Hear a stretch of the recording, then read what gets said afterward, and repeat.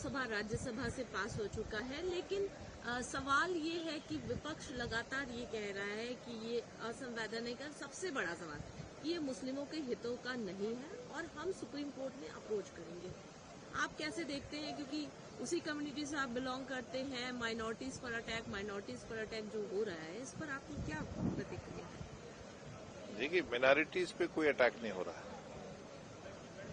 मुसलमान को वो वोट बैंक रखना चाहते हैं। मुसलमान उनके चुंगल से निकल के देश के वजीर आजम के विजन और मिशन को समझ के स्टार्टअप स्टैंड अप के जरिए विकसित भारत का हिस्सा बनना चाहता है। मुसलमान आजादी की लड़ाई का बहुत इम्पोर्टेंट हिस्सा था और आस्ता आस्ता उसको पिछले 70 सालों में कांग्रेस उसके जो सहयोगी दल रहे हैं उन्होंने आस्ता आस्ता उसको मार्जिनलाइज करा है। वक्फ को ऐसा पेश करा है कि जैसे वो मेजॉरिटी कम्युनिटी का हथियारा हो, उसकी प्रॉपर्टी हड़पने वाला हो। और वक्फ की ये हालत है जैसे बीमार जानवर, वो ना लिटिगेशन लड़ सकता है, ना एम्प्लॉय को तनख्वाह दे सकता है और ना ही उसके पास कुछ, ना वो डेवलप कर पाया। देश के वजीर आजम इतनी बड़ी अकलियत को इतना बड़ा जुल्म नहीं सह सकते।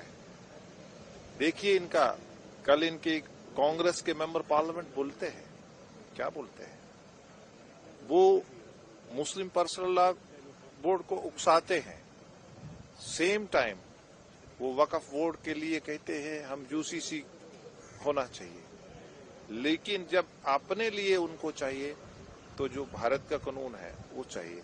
वो तीनों जगह पांव रखे हुए हैं, उनका कोई क्लैरिटी नहीं है। मैं तृणमूल कांग्रेस के बनर्जी साहब का रिकॉर्ड में है, पार्लियामेंट में क्या बोलते हैं कि हिंदू जो है वो अंग्रेजी लॉ को मानता है, मुसलमान जो है प्रोफेट मोहम्मद सल्लल्लाहु अलैहि वसल्लम को मानता है। इसमें कोई दो राय नहीं है। मुस्लिम सब उसके उनके उम्मती है, वो हमारे नबी हैं, रसूल है। लेकिन मुस्लिम जिस देश में रहता है उस देश के साथ हुब्बुल वतनी उसका ईमान का हिस्सा है।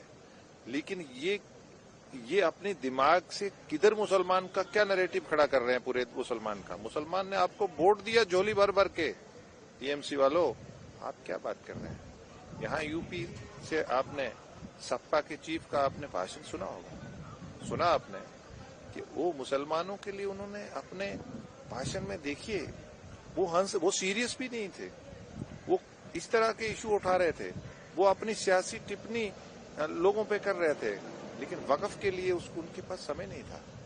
ये क्या दिखाना चाहते हैं?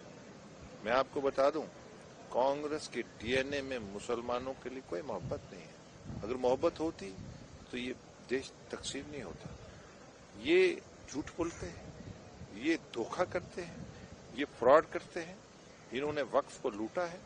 हम वक्फ की अमलाक को सीबीआई इंक्वायरी करवाएंगे और समाज को बताएंगे कि किसने लूटा है, या बाड़ी खेत को खा गई है। कैसे छोड़ देंगे इनको?